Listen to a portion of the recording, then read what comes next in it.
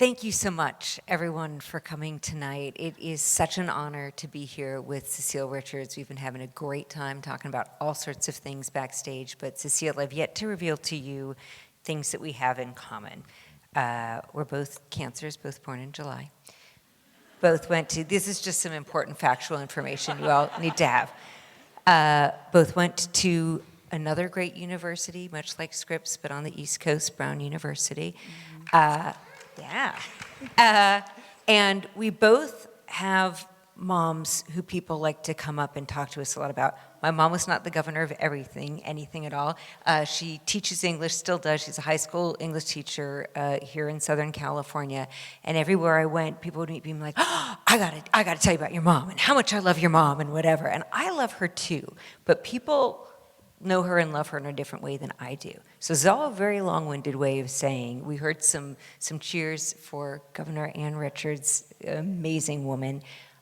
What was she like in a way that probably no one here knows her? How did you know her as just your mom? Well, thanks for doing this with me tonight, and thanks to Scripps for having us. This is really exciting. I have to say my niece was, I think, class of 17 at Scripps, loves this college, so thank you for educating another strong woman from Texas. Yeah, so I mean, that's what everyone asks me, is like, what was Ann Richards as a mother? And you go like, you know, for most of my life, she was a mother. And I actually think that is a thing people don't realize. I think they think she was from Waco, Texas, where I was born. I don't know if you've been to Waco, but I mean, now it's kind of famous because they're, you know, fixing up houses. But, you know, as, you know, Mom said, you know, she went to Baylor University with my husband, with her then become husband, David Richards. And she said, I mean, at Baylor, everything was more fun because it was either against the rules or it was a sin. And so there's like wild times in Waco.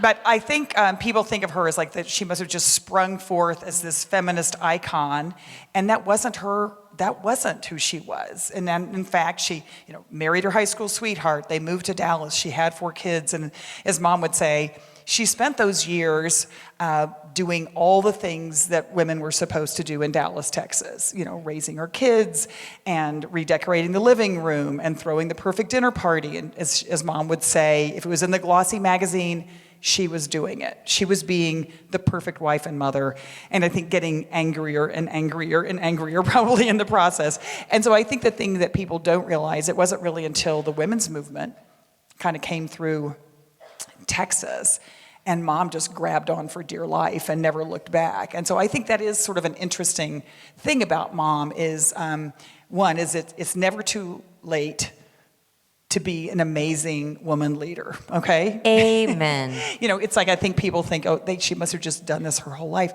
And also the thing that she taught me was because she spent so many of years of her life sort of hiding her own light, I think, she was so impatient for women to actually just go out and do their thing and be their best selves. And there is nothing that would give greater joy to Ann Richards, who unfortunately is not with us anymore on this earth, but to be seeing a record number of women and women of color go to the United States Congress and be running for office all across this country. Because I think that's just what she really believed in.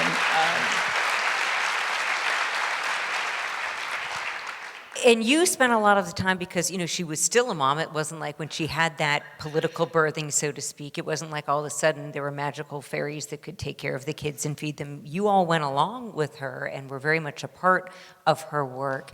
And it's funny, I've heard you talk about it as, and it sounds like a riveting time and an enthralling time. It doesn't always work that way for everyone. I know I've had the great honor to speak with Dolores Huerta, who was in a similar situation. She had a lot of kids, and they would be left behind a lot of the times, and her kids later on were kind of resentful of, you know, Mom was, everyone else got Dolores Huerta and we didn't get Mom. But it sounds like it was engaging for you. And oh my God, it was so fun. Yeah. I mean, it was sort of like, what'd you like about it? She was the cool mom. It was, well, it's funny because we left Dallas, which was a very conservative city and where my parents were just sort of like kind of busting to get out, and moved to Austin. And Mom was still a housewife is what was called at the time. But it was interesting because there was a young woman who wanted to run for the state House of Representatives, which just did not happen in those days. And so mom said she would run her campaign. And for us as kids, it was like, oh my, this was so exciting. We got to do all those things as kids. You learn essential life skills like stuffing envelopes and sorting zip codes and handing out bumper stickers and taking down your opponent's yard signs and things like that you're just like, we really didn't do that, but it was such an exciting time, and we did all kind of just get to go along, get back at the station wagon and go. And then, of course, the interesting thing about that story is the young woman won her race despite all the odds. Her name is Sarah Weddington. And of course, Sarah had argued the Roe versus Wade case at the age of 26, the youngest person ever to win a Supreme Court case. And that really just jump-started mom's entry into politics. And honestly, once she ran Sarah's race, then she ran the race for Wilhelmina Delco, the first African-American woman to go to the State House. And she just didn't know when to stop. And so then she started running for office herself. And who knew? We look up one day and she's governor of Texas. It was great. Yeah. So maybe unlike, here you have your mom who had this perhaps unconventional political trajectory, not born from the womb saying, I'm going to be governor of Texas. With your upbringing, I think it could be, of course, Cecile Richards, she winds up having this life in activism. But I know that wasn't necessarily the case either. And I know you were very politically engaged in a lot of campaigns during college, but that, there's that moment. And I want to talk about this because I know there's probably a lot of young women in this audience right now who are in college thinking, okay, this is what I'm doing now. And then what do I do when I graduate? And how do I pay the bills but stay true to what I believe in and enjoy the work that I do? And that's a hard thing to sort through. Can you kind of walk us through your process at that really crucial turning point? Well, it's funny you describe it as if we all actually have a process. And I think that, and I met so many great young women here today at Scripps, who are just like, ready to catapult up, and frankly, they are so much more prepared than I was when I left Brown, because I didn't know what I wanted to do, but I was raised in a family where public service or making a difference was something that if you could do that was sort of the highest calling. But I didn't have a plan, and I think like a lot of women, I just did the next thing that seemed like it needed doing. And so, yeah, I graduated and moved to Texas and started organizing garment workers on the Rio Grande border. I didn't know what I was doing. And for most of the things in my life, it was just kind of kept doing the next thing. And I hope I just think it's so important, particularly at this moment when there's so many issues that I think young people in particular are interested in. Concerned about climate change, concerned about LGBTQ rights, about protecting healthcare access, about what's happening on the border. And I think the most important thing is to know that there isn't any one right answer or one right thing. Just jump in and start. And my motto now is for every young person is start before you're ready. Don't wait. You got it? Start before you're ready, right? Just don't wait till you know what the thing is you're supposed to do. But just jump in. And there's never been a better moment to do that in this country. Well, and I want to stay there for a moment with start before you're ready, because I feel like that's something, and I don't want to make broad stereotypes, but I feel like that's something that women have a harder time with than men Indeed. do. Why do you think that is? Well, because we don't want to make a mistake, and we don't want to embarrass our mothers, and we don't want to disappoint our parents, and fill in the blank, right?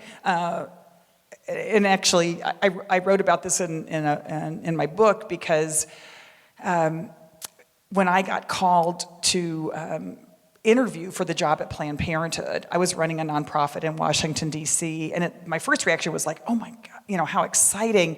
And then, of course, my second reaction was, I could never do that job. I don't know how to do it. I've never run anything that big. Fill in the blank. And in fact, I was going to the second interview and I thought, oh my gosh, they might actually be serious. And I just decided I wasn't going to go because I thought this is just too much. And so I ran into a coffee shop and did what every adult woman would do in that kind of situation. Is I called my mother and I just said, Mom, I can't, this is overwhelming, what it would take, and all the things are running through my mind. My kids are this age and this and that. And she's like, Cecile, just stop. Get over yourself. This is the most important organization in the country providing women's health care. You will never forgive yourself if you don't try. And then she said something to me which I think is really good advice too. Ann Richards had a lot of advice. She said, what's the worst thing that could happen? And I think that's really held me in good stead. She said, maybe the worst thing that's happened right now, you're thinking you get the job, and then what would happen, right? And so I do find that women, we feel, so many young women come to me, they're thinking about applying for a job or going to further, to graduate school, and they go, but I don't yet have this. Like, I haven't gotten my PhD yet, so I can't apply for that job, or I don't, feel, and it's just, I really have never had a man say to me, I don't really think I'm prepared for that. And so I just hope that as women, and I think we're seeing this, I think this is a moment where women are just taking a leap, whether it's taking a chance on a job, doing something they think they're not prepared for, or running for office. 40,000 women in the last 3 years have raised their hand to say, I want to get trained to run for office. So if they're doing it, every one of you can do it too. And that's amazing. Yeah. No, it is amazing. I want to hear what Start Before You're Ready Part 2 is, though, because I think when you do that, we wind up in these positions, and no matter, even if we are ready, we run Planned Parenthood, or we're doing whatever you're doing in our lives, and then sometimes you get into that moment where you're in over your head, or you do something and you look back and you're like, oop, I totally made the wrong choice. I would love to hear, because you've done so many different things so successfully. Can you, if you don't mind, maybe, I would love to hear about some of the things maybe you were most that didn't work out. Proud of, but I think sometimes that didn't work out are the most helpful, to me at least, lessons. Yeah, no, I remember, I was living in Washington, D.C. when Nancy Pelosi was poised to become the first first woman leader in leadership in Congress. And a friend of mine called and said, you should go work. This is going to be amazing. I didn't even know now Speaker Pelosi, and I knew nothing about working in Congress, but I thought, okay, this is a chance to learn from a woman who is making history. And I went, and Nancy took a chance on me, and I spent 1.5 years on the Hill, and I was a disaster.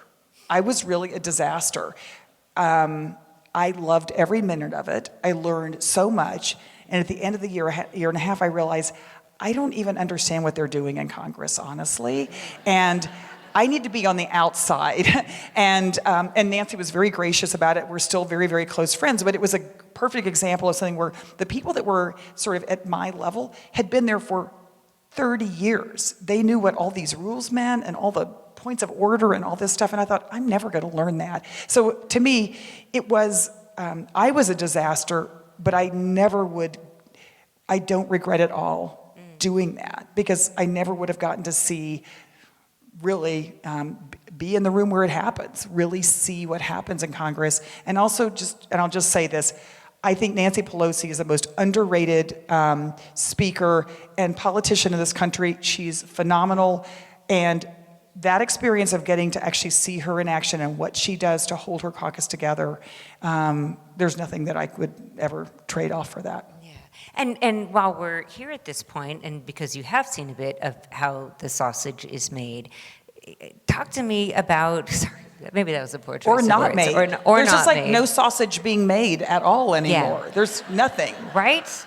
But there's a lot that's happening right now too as we speak, and I'm just Right. curious from your perspective and all that you've gone through, and we should know you've also been, we watch these Senate trial hearings that are going on right now. You've been on the other end of that in other forums. How should we be watching and making sense of what's happening right now? Because I got to say, as a journalist, and I report on things a lot, and I consume a lot of news media, there are some days where I feel like we're living in a world of people who just can't even see the world in the same way, and I don't know what to make sense of it at times. I'm curious your perspective. No, I don't know why you think I could make sense of it either. I do. So I'll just take the kind of the easy way out here and say, I really do believe that if we had a more representative democracy, and that included representative numbers of women in particular, we would actually be able to get more done in Washington, D.C. It's just true. And I don't know why that is. I mean, we could try to analyze it, but even women from different political parties, that's almost like the only place now that there's a conversation that's bipartisan. Yeah. Is among women elected, probably because I want to complain about what it's like to be a woman in Congress. But I really am, we were talking to some students earlier about the difference it makes to have women in the room. I have several examples of that just from my own years at Planned Parenthood. But I will say, to begin to see Congress look different and to see a record number of women of color, to see the first two Latinas ever elected to Congress from the state of Texas, Sylvia Garcia and Veronica Escobar, is, it obviously took way too long, but that's changing the face of that delegation in a profound way. So I want to hone in on what you said, it's taken too long. Your perspective on why it has taken so long to get to a point, and I totally agree, a point that is still not enough. Because I think figuring out how to make progress is a lot about figuring out, well, what hasn't happened or worked out yet. I mean, Where do you start? I think it's, and actually, where do you start? Well, one thing I think is really important to even though we have made progress, and I'm just so proud of all the folks who put themselves forward, the United States still ranks 76th in the world in women's representation. So we have a long, long way to go. But I feel like women are making an outsized difference in the places they are. Look, the systems were never made to recruit women. Everything. I think there's so many barriers. We just saw women running for president of the United States. The challenge is the double standard we were talking about behind the scenes of just the difficulty of women being able to compete. Can they be likable enough, et cetera? And then just the sheer financial cost of being a candidate for president of the United States or a lot of other things in this country. And women haven't had the same access to funds and resources and people investing in them. But it's really interesting, not only because I think we're just at this pivotal moment of change in America. 2 weeks ago, the reports, National Labor Statistics report that women are now a majority of payroll members in this country. So now a majority really of the workforce. Women are 53% of the voters. They are a majority of undergraduate students. I think this year, it was 54% of law school students. Just everything is changing. And one of the most interesting political statistics to me is that in the last election in 2018, when there was historic numbers of women elected, women contributed $100 million more to candidates and campaigns than they had the year Hillary Clinton ran for president. $100 million more. That's a lot of grassroots money from women. So I think one of the ways that this is going to begin to change is that women are going to invest in politics, in candidates, and they're going to invest in women. And that's when you begin, it's still a long way to go, but that's when you begin to level the playing field. So on that front, you are part of a new organization, relatively new organization that has launched called Supermajority, and I would love for you to talk a little bit about what you're doing and what your goal is. Yeah. So can I back up? Of course you can. Because I think this is what's important. So I was at Planned Parenthood for 12 years, 12 incredible years. It's an amazing organization. I met amazing people, including, I just want to shout out Jude and Eileen Laspa, who may be here, some phenomenal supporters of Scripps and supporters of Planned Parenthood and great friends. Anyway, it was a great experience. We grew the organization as a powerful force to not only in the Affordable Care Act, but get birth control now covered for all people with health insurance, no matter where you work, birth control at no cost. Things like that were really big. But I also felt like, even though we had done so much, there were a lot of women we weren't organizing. And so when I left Planned Parenthood, because I'd been there 12 years and I felt like it was time for someone else to take the reins. I started a new organization with some other women because really we were going around the country, and everywhere I went, a woman would like stop me on the street and say, tell me what I'm supposed to do.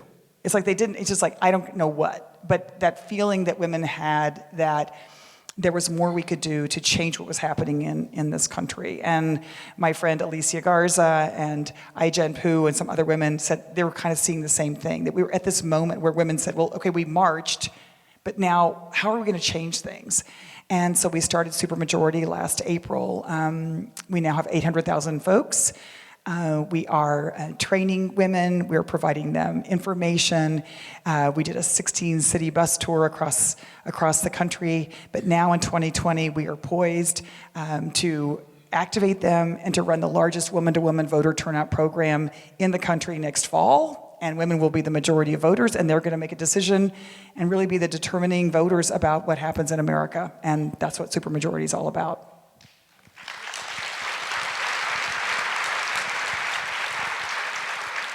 Now, one of the tricky things, I kind of look at this as a math situation, I'm not going to say a math problem, is that women, certainly a group that has faced all sorts of discrimination, but we're a large group, right? If you break things down by religion or ethnicity, right? There's a reason why they call them minorities. Women are called minorities, and yet we're 50%. And yes. I always feel like that's some weird math, and some weird math that sometimes can lead to a different kind of conversation and sometimes different challenges around organizing, which is to say we are half the population, so we're such a diverse group that sometimes it's hard to find those common causes and those touch points. But I know that's a big part of what you're trying to do that may be different from other women's organizations. Can you talk about kind of walking that line? Yeah, well, first of all, I'd say, women are not a monolith. As you say, we are the majority or the supermajority of this country. But I do think for a lot of women, we're sort of tired of being treated as a special interest, right? It's sort of like not correct.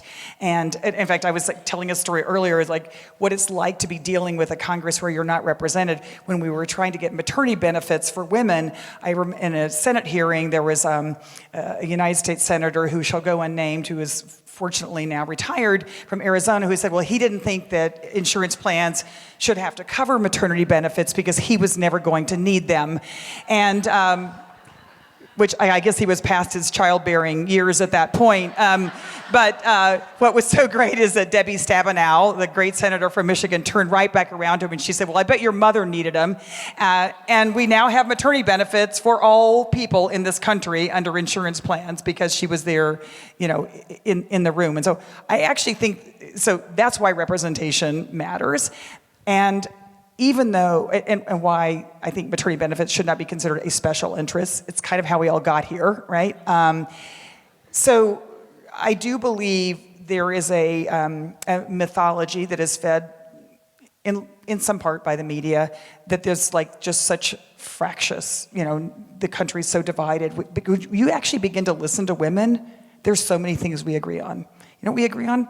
Is we actually should get paid the same amount of money as the man for doing the exact same job that we do. It's just like, it's not complicated, it's pretty easy. We believe that we should be able to get healthcare access and not be penalized because we're women and because we have children. And we shouldn't be prevented from getting healthcare because of a pre-existing condition which has been used to prevent women from getting healthcare for all of eternity. Women believe we actually should have childcare in this country that is affordable and accessible so that we can not only support our families, but we can also participate in the workforce. These are issues that they are overwhelmingly supported, and frankly, they were supported by men as well, but they are never at the top of the list.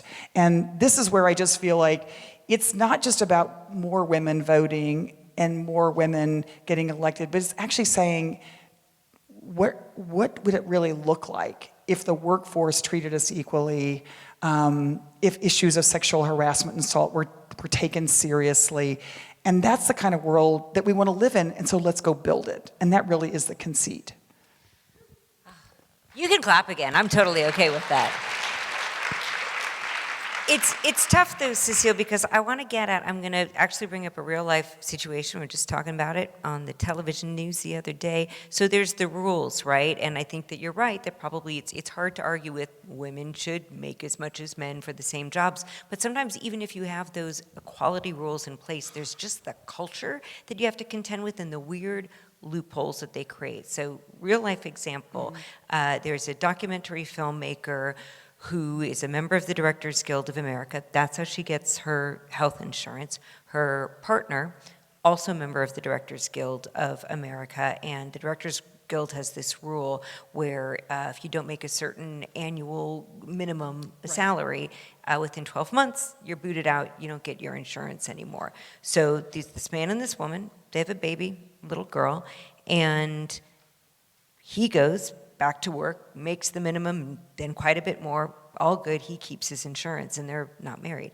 She went through some complications at birth, wants to be with her child, does not able to get back into work and make as much, and loses her insurance and has to pay COBRA and whatever.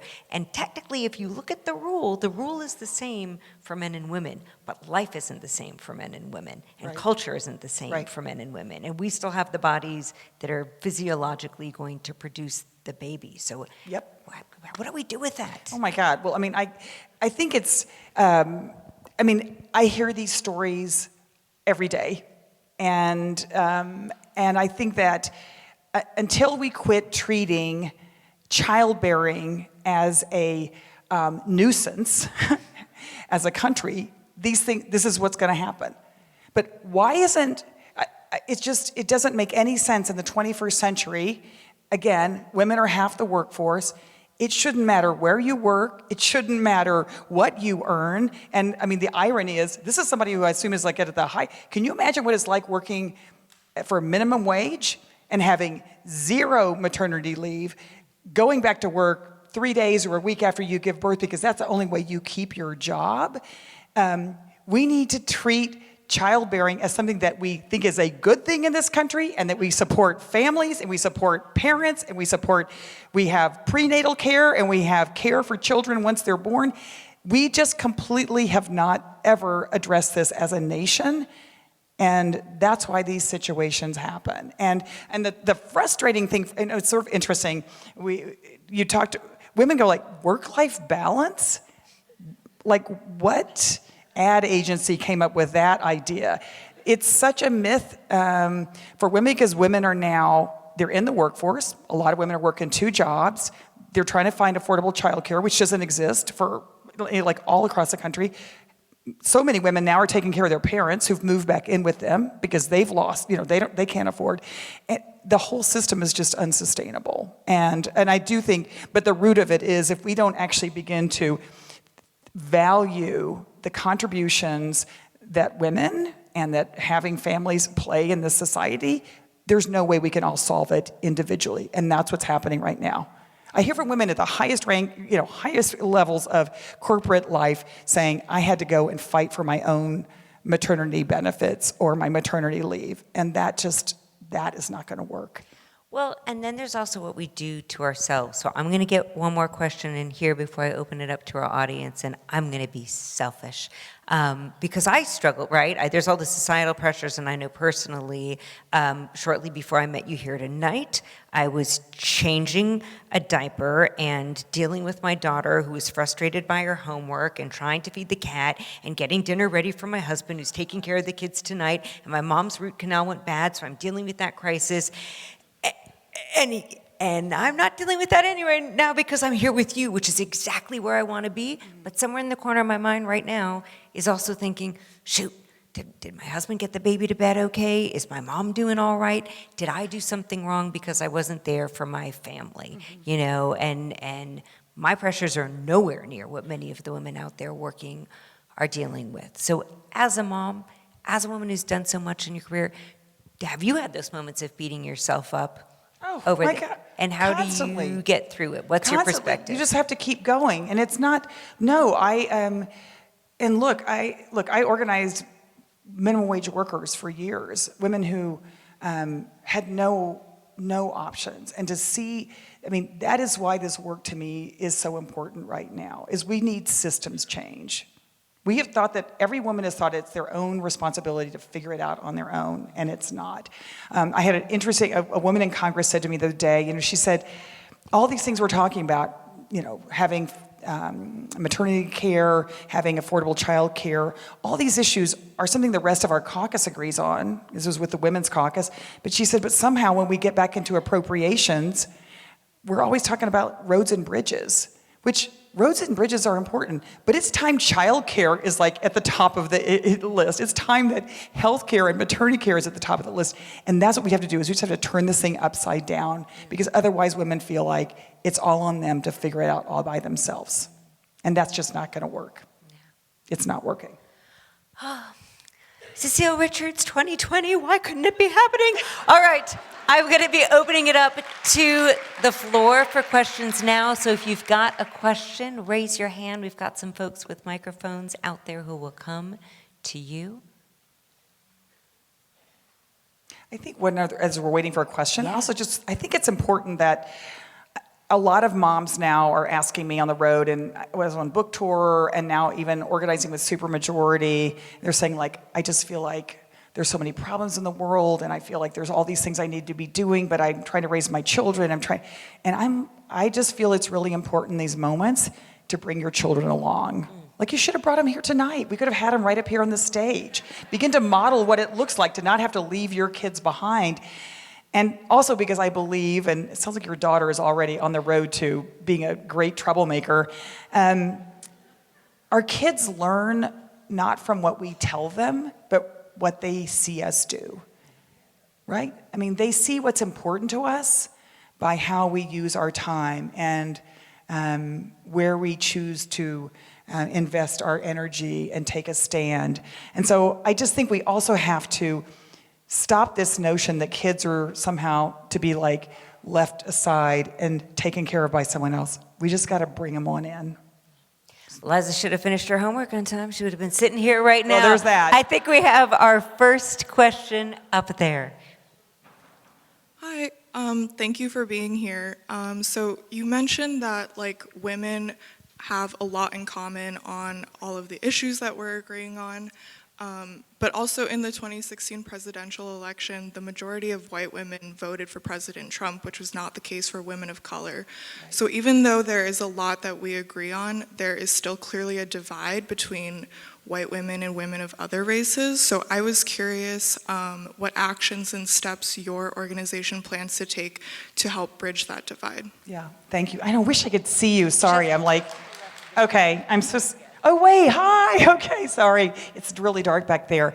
Thank you. And actually, let's just, I think this is an important moment to state, in case anyone isn't aware of this, is that, well, first, suffrage for women, the anniversary for the beginning of suffrage will be this coming August, okay? But here's what's really important to know, is that was only for white women. And it took decades later for women of color to get the right to vote. And yet, in that shorter period of time, women of color, and particularly black women, have become the most progressive and the most reliable voters in this country. And it's time the rest of us quit relying on them to carry us over the line, okay? So I'm just like, that's my point of view. And because we need people to know the facts. Now, to your second point, which is really important, is that a plurality of white women voted for Donald Trump, and that's something is obviously incredibly disturbing and something that I think a lot of us have been working on and thinking about for a long, long time. And frankly, it is a large part of the sort of animating principle behind Supermajority, which is to create a multiracial, intergenerational organization of women that can begin to understand all the things that we do share in common and the responsibility we have to maybe to take a phrase from Michelle Williams' speech the other night at the Golden Globes, I think not just vote in our own self-interest, but vote in the self-interest of all women. And that's not going to happen overnight, but I feel like that's the work we have to do. And to take the lead from women of color who figured this out a long time ago. I think one of the problems, and I think we actually were talking about this a little bit backstage, there was a lot of conversation, particularly by pundits, and frankly, sometimes coastal folks who said, well, why do women keep voting against their own self-interest? And I think part of it is that maybe we haven't actually talked to women and listened to them. What is their self-interest? And how do we actually begin to connect them with other women? Because I think any attitude that, as an organizer, the most important thing we can do is listen to people and begin to move them in common action. And so thank you for your question. Thank you for your point. I think that is the work of Supermajority, but I think it's the work of all of us. And we saw in 2018 what it looks like when women actually begin to work together, vote together, frankly, take joy in the success of other women. I was saying earlier, I had the joy of working with Stacey Abrams on her campaign in Georgia. And when Stacey, who, let's be clear, if everyone had been allowed to vote in the state of Georgia and every vote had be counted, Stacey Abrams would be the governor of Georgia today. But I think it is women like Stacey who are calling this question and frankly educating women who've needed that for a long, long time. I'm hopeful, but we got a long way to go. And I think if women in 2020 can lift up other women, appreciate the importance of that kind of solidarity, educate other women, register other women, and then turn out, I really do believe we could change politics, not just in 2020, but for the next century in this country. So that's my hope. But thank you for your question and your point. It's really important. Hi, thanks again for being here. Something I've noticed that women in leadership positions often face is if their leadership style has more masculine traits, they're called hawkish and too harsh and just not feminine enough. But if their leadership style skews more feminine, they're too emotional and not right for that position. So my question to you is how have you kind of found your personal leadership style within that and navigated that throughout your career? Oh my gosh, it's so true. We were talking, I can't wait until the candidate who is described as too unlikable is a man and not a woman. We're just already we're seeing this just so hard, right? It's one, I just think we have to be who we are in all, as my mother would say, warts and all, right? And I think one sign of progress to me, and I'll just use the presidential as an example, even though I'm quite discouraged that it seems like now it's going to be, the greater likelihood is it's going to be someone with a letter B in their name as opposed to a more diverse ticket or nominee. But I think it was interesting this year to see when Hillary ran, of course, it was and I remember when Mom used to talk to women about running for office, it's okay, these are the rules, pick a hairstyle and stick with it.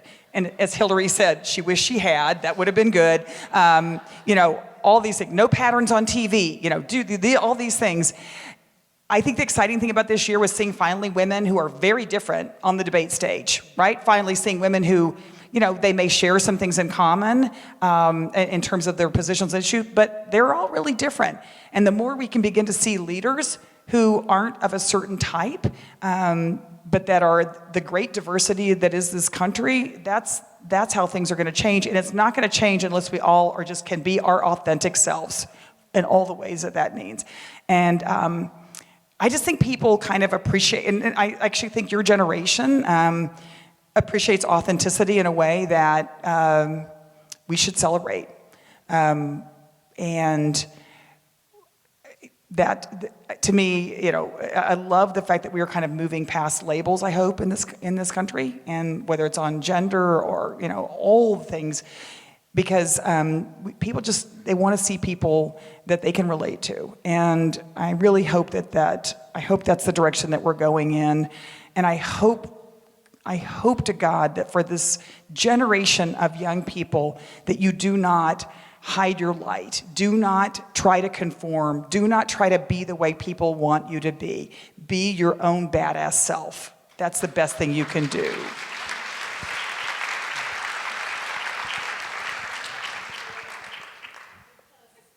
Can you hear me? Hello, Cecile. My name is Jackie Casillas. I am a first-generation Latina who works for Planned Parenthood. I'm right in front, right here. Oh, hey, hi. Thank you for waving. That helps a lot. I have worked for Planned Parenthood since 2015, and in 2018, I ran for city council and won in my hometown. Congratulations. But there's absolutely no way I could run and now hold both jobs if I didn't work for Planned Parenthood. Because they supported me while I ran. My colleagues were nothing but inspirational and amazing throughout the process. And now I have a modified work schedule, and the organization just walks the walk. How do we encourage employers to support young women and folks that simply can't, you know, lead and be electeds if we don't hold down a full-time job? How can we make that change? Wow. Well, congratulations, and that's so inspiring. And I mean, I think actually in some ways modeling the behavior and shining a light on your experience, because any smart employer would say, how great would it be to have one of my employees actually become a public servant, be giving back to the community, and so I think it's gonna happen more and more, but we really do need to show these models of how it can be done. Because I think, unfortunately, that is why a lot of people don't run for office, either because they feel like it's gonna jeopardize their employment, or it's just too hard. There's too many things. But I'm thrilled to get to meet you. We need to lift your story up and show people how it can be done. Because that is what I'm seeing too, is women are really asking around the country, what are other women doing? How are they making it work? I mean, kind of to your point as well. And I think the more that we can do to show that it changes people's perception of what it means to work for city council and be in the city council. And your story and what you're able to do there is going to inspire a whole group of other women to do the same thing. So good for you. I'm really proud of you. It's great.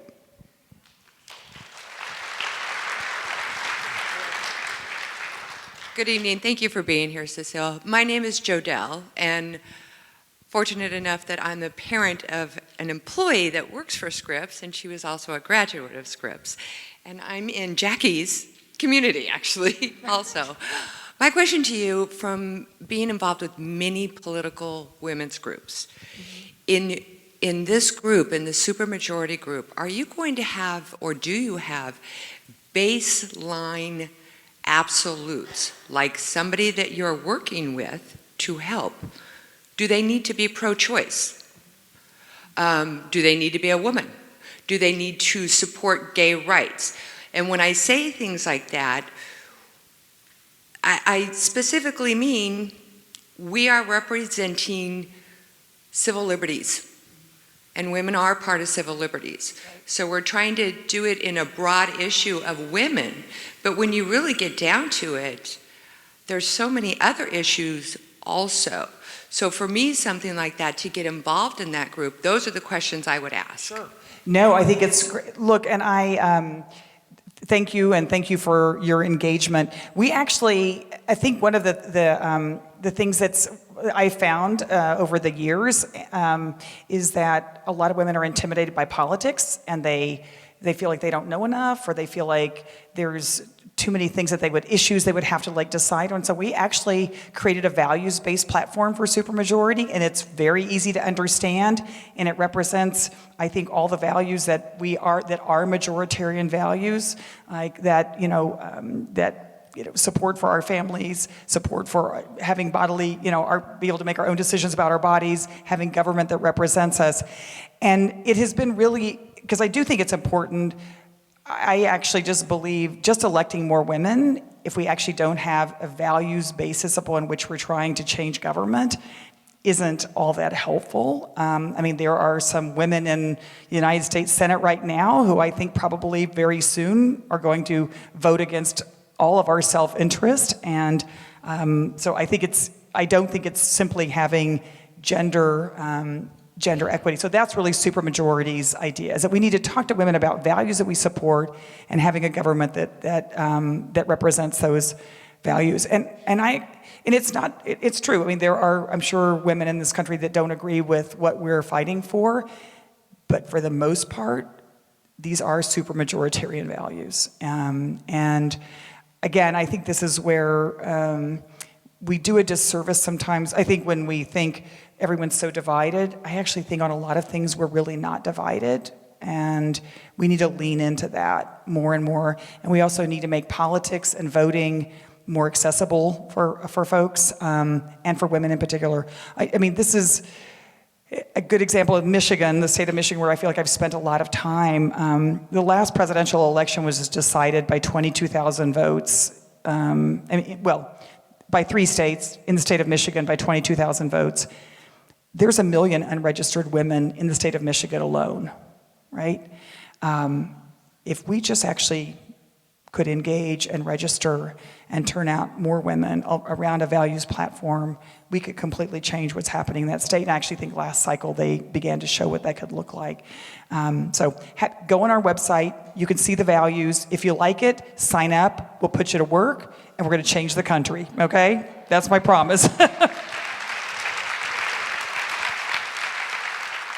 And if I might, wasn't going to go here, but I think it's important because our time here is ending.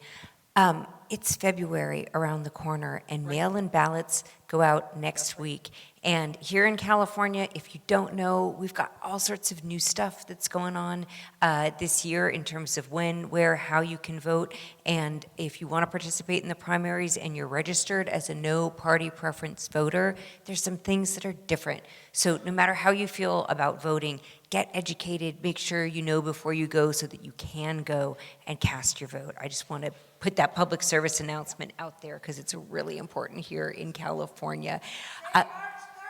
March 3rd and 11 days prior in LA County, if that's where you're voting. Now, because it's LA County for the first time participating in the Voters' Choice Act, and you can vote anywhere you want. So it's exciting stuff. But yes, March 3rd. I think we have time for one more brief question because we got to get Cecile back on a plane to New York. Hi, good to have you. I'm a fellow Dallasite, met your mom, adored her like most people do. Thank you. Did. I am increasingly worried about the Electoral College. I don't think you should it's, be. Yes. That's a really...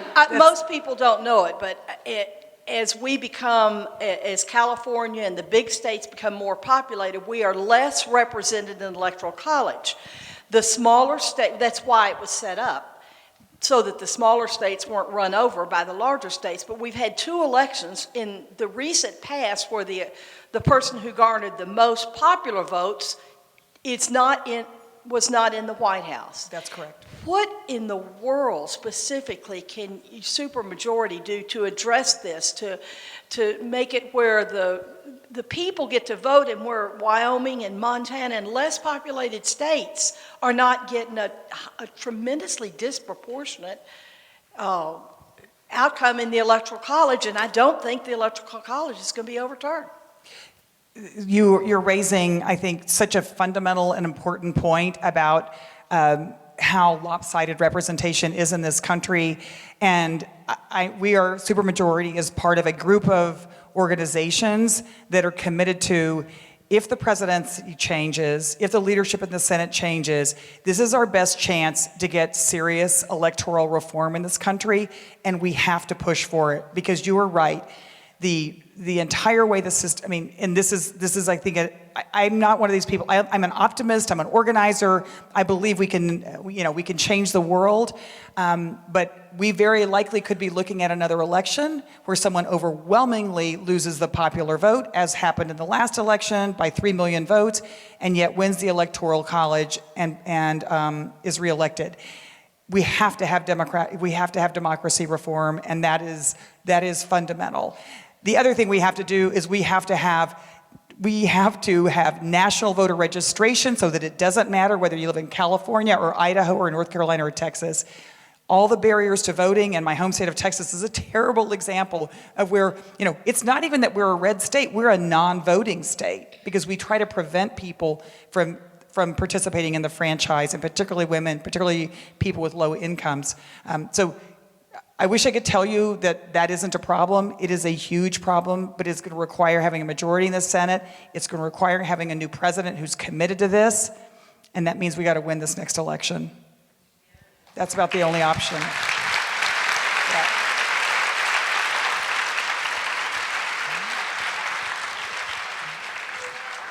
Sorry, we're going to make time for one more question right down here. One of these young ladies had a question.